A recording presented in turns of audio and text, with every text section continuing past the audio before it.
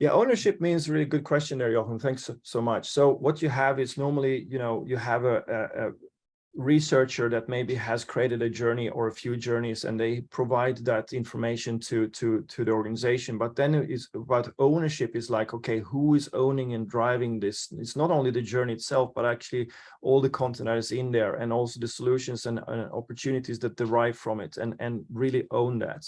So it's not only about, hey, we now realize that there is a pain and need and so forth mapped in this journey, but really create a workflow around, okay, how we're going to tackle it and work with it across the different contexts and focus areas we are trying to focus on.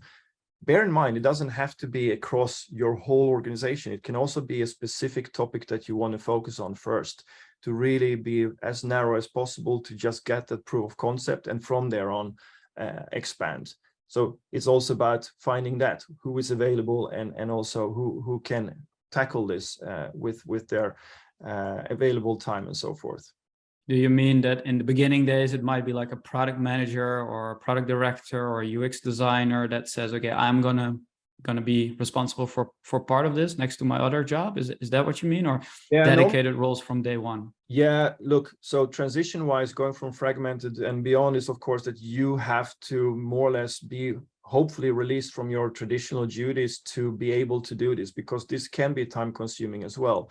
But what we normally see is that you will get first this as an addition to what you normally do, and you try to squeeze this in as well in between things. Maybe not the best way, but it's a start. So over time, you will be more and more dedicated to do this, and maybe only do this in this fashion, and create more, rather a dedicated team that is maybe an end-to-end team that is focusing on that as well. So that would be standardize your workflow around that one team that you have available to do this. So you maybe have, someone who is working with only, say, a mobile app, for instance, and that is what you do as an expert. But how could you maybe as a mobile app team focus also on delivering it as based on journeys and a horizontal experience that you're also connecting everything with? So it's not only your technical tasks that you're trying to solve, or your horizontal, financial KPIs you're trying to do on conversion, but actually focusing more on the customer experience that you're also designing against. Moving on towards becoming more coordinated. So what you have here, then again, recapping, you're not doing it maybe in a fragmented way, but you're really trying to orchestrate and coordinate how you can do this across different teams in a one way that is recognized by all these different teams. So we call it work across verticals. With verticals, we mean, marketing, sales, support. A very, very good question or experience we have is one big company that had huge issues with support, for instance, where support was not able to actually even see or know who the end customer was and what they were actually helping. They were only helping, in a technical kind of focus, but the customer was looking at rather the more contextual experience. Where does this issue happen? Why am I not supported immediately when I need the help here and now? If you would work across verticals and you really connect, sales, customer support, and also product performance, then suddenly the bigger picture arises, and you actually know how you're, part of a bigger chain that is cutting across horizontally. And when you have those information available, you can start to make, priorities about what truly matters, not only for us as a business, but also from a customer perspective. So in TheyDo, you can do that through opportunities, for instance, where you can very easily look at, okay, where across the different journeys is their biggest pain and needs according to our customers, on very, very big picture level down to very micro level across your journeys.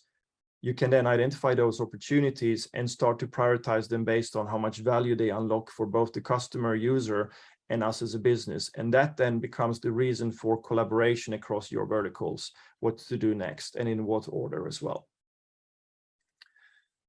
Include everyone, also your customers, we say. You forgot about those guys, right? So include everyone means like be transparent, provide accessibility to what you're doing, so people can at least view and see what is happening.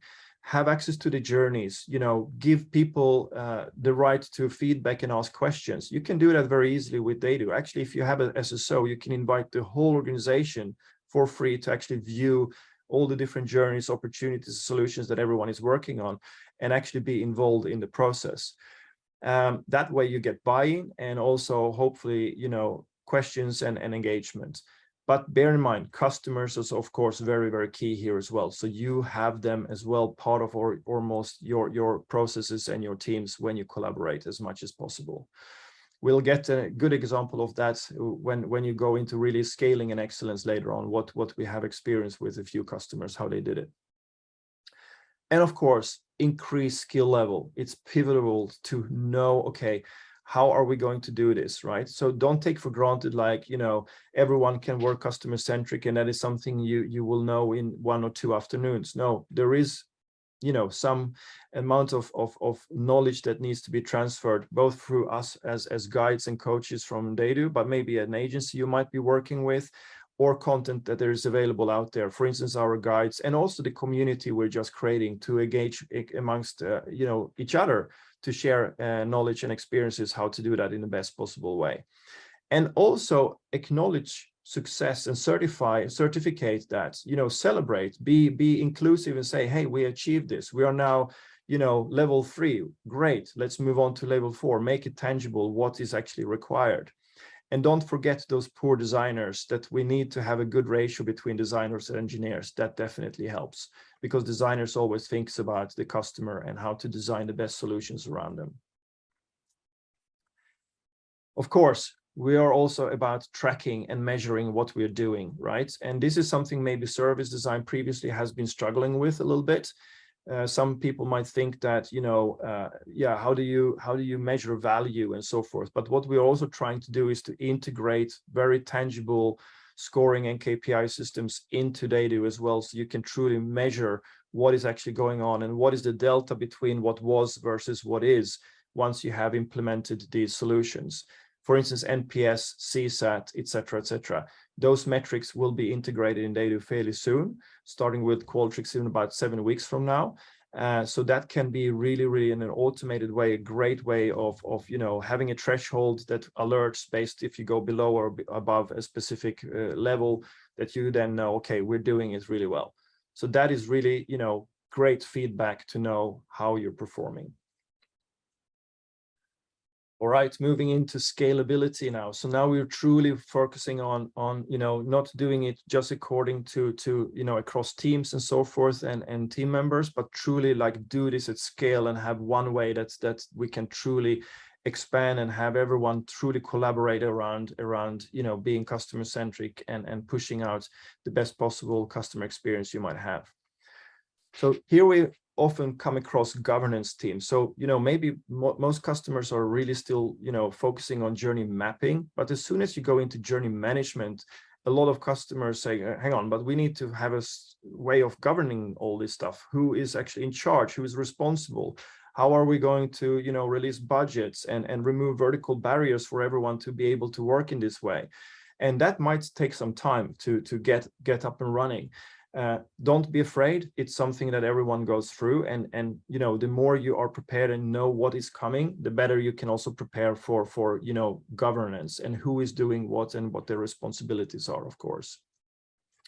One great way, of course, is to have a CCO or a CXO, or maybe a sponsor that you call something else, but has the authority and ownership of driving this change across your organization, who really puts the voice of the customer at the C level, that also is removing and has the authority to remove barriers once they occur.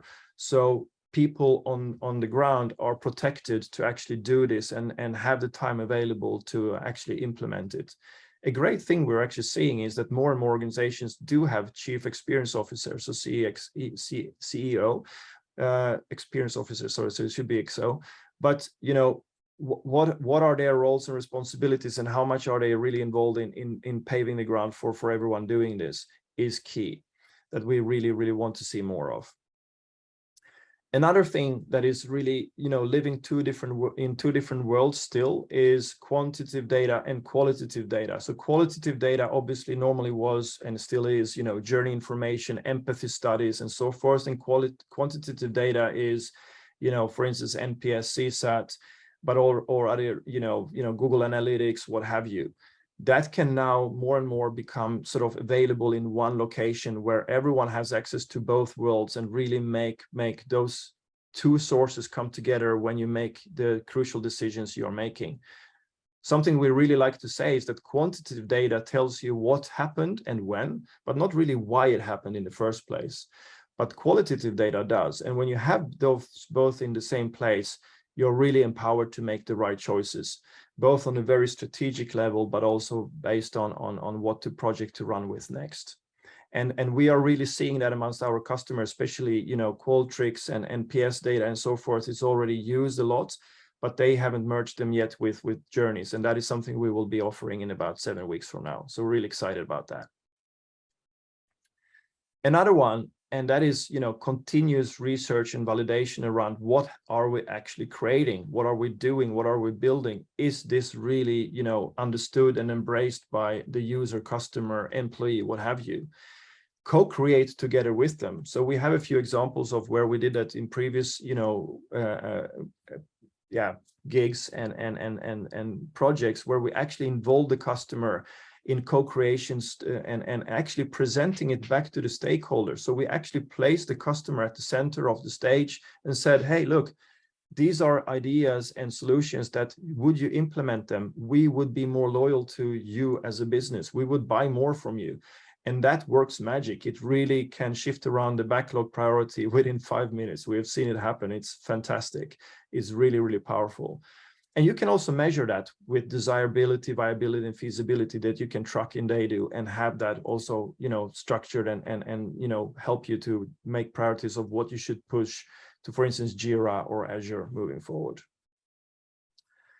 And then coordinate CX across stable teams. So this is a, you know, really high-end school, but what we have learned, what works really, really well, is that you still should keep, you know, specialized teams focusing on what you are experts in. For instance, say the mobile app, or, you know, website conversion, or, you know, retail experience and so forth. That is what your specialty is. And preferably you should be an end-to-end team in doing so. So it's not only engineering sitting in there, but also you have design, you have some research, and also some representative from maybe from the business. And then what you have is have TheyDo really show you and give you that information on how the holistic experience looks like, and how those stable expert teams are part of that big picture. And then the sort of coordination of orchestrating everything distributes the work to those specialized end-to-end teams that really deploy everything based in this best capacity and knowledge, i.e. they are specialized in doing so. And then those outcomes contribute to the bigger picture.